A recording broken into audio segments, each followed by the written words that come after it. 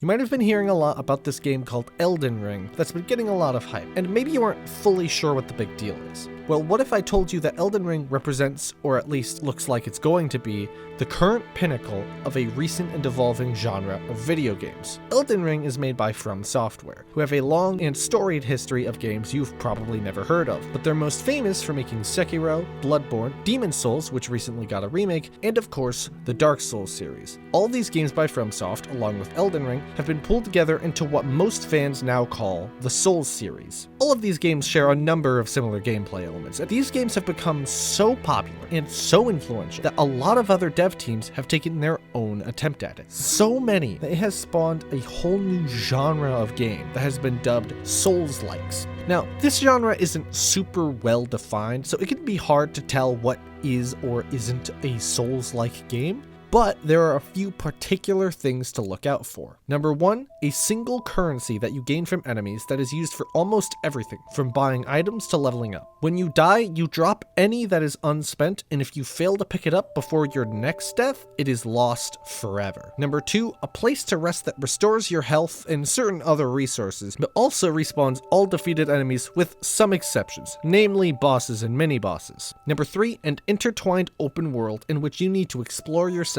in order to find the way ahead, as well as unlock shortcuts and discover secrets, which can range from a simple treasure to something incredibly important to the plot. This trait alone makes Souls-likes very similar to the Metroidvania genre. There's quite a bit of overlap. Number four, managing some kind of resource that allows you to take certain actions, which can take many forms, but is most often your stamina, which replenishes quickly, but is the resource used for both offensive and defensive actions, requiring you to be careful with being too aggressive in combat. Finally, number five, a progression system that allows you to play and build your characters in many different ways. Other people may say this list includes rolling, swamp levels, breaking pots, but these five are the most important ones in my opinion. Most of the time, if a game has 3 or more of these features, and sometimes 2, I'll probably consider the game a Souls-like. Let's take a look at a few well-known Souls-like games. There's Code Vein, which definitely has a distinct graphical style, but also allows you to equip many different special skills called gifts. And I don't have time to go into details, but it is similar to spells in Dark Souls theoretically, but works in a very different way. There's also The Surge and its sequel, which allow you to target particular parts of an enemy in order to get different gear, a versatile implant system, and a combat drone with its own set of uses, all while being in a sci-fi setting for a slew of unique enemies and settings. Remnant from the Ashes is one that has a stronger focus on combat with ranged weapons, which is to say, guns, and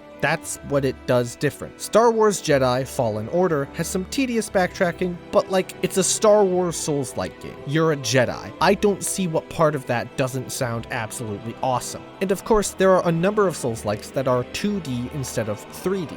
Hollow Knight is the one most have probably heard of, with strong world building, simple but still versatile combat, and some truly incredible art. Other 2D Souls-likes include the more traditional Salt and Sanctuary, the fast-paced Dead Cells, the brutal and gory Blasphemous, and the moody and dystopian Unsighted. And these are just the well-known ones. There is an absolute ocean of Souls-like games out there. There's a guy on YouTube called Iron Pineapple that has a video series dedicated to showing off the more obscure one, and I'd highly recommend it. It's a lot of fun to watch, and you'll learn about some cool games. So my point being, FromSoft has managed to inspire an entire genre into the world of game developers, and Elden Ring is looking to take Dark Souls and not only add new things, but refine what's already there. A massive open world that makes it like a Dark Souls Breath of the Wild, summoning a horse that you can explore and fight stuff with, stealth and jumping working like it did in Sekiro, a day-night cycle, a crafting system. Everything just looks so good, and I'm super excited to play it. And so hopefully that was a fun little lesson on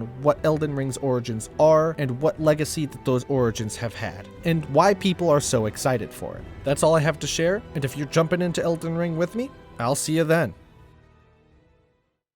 The game doesn't come out for 2 days, so until then, I'll be playing Dark Souls 3 with a mod that changes which enemies are where. This is a good idea.